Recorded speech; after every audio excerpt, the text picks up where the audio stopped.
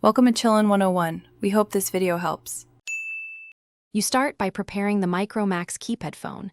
Make sure battery is above 20% and no calls are active. Then press Menu and navigate to Settings. You want connectivity or wireless options. Once there, scan the entries for flight mode or airplane mode. This is where the toggle lives.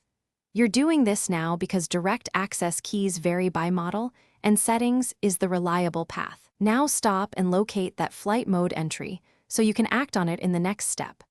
Once you've found flight mode, use the directional pad to highlight it and press the OK or Select key. This opens the toggle. If it's set to on, choose off and confirm any prompt. This turns radios back on. Make sure mobile network and Bluetooth icons reappear. That confirms success.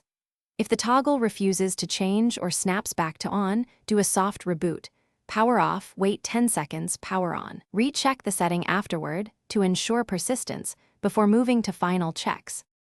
After toggling flight mode off, confirm the phone regains network.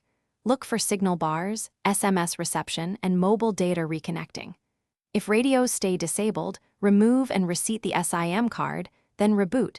This often fixes registration issues. If that fails, reset network settings from Settings to clear misconfigured profiles. Make sure you know your APN details first. As a final resort only, backup contacts and messages, then perform a factory reset. That restores system defaults and should remove any persistent flight mode lock. Thanks for watching. Consider subscribing if we helped you.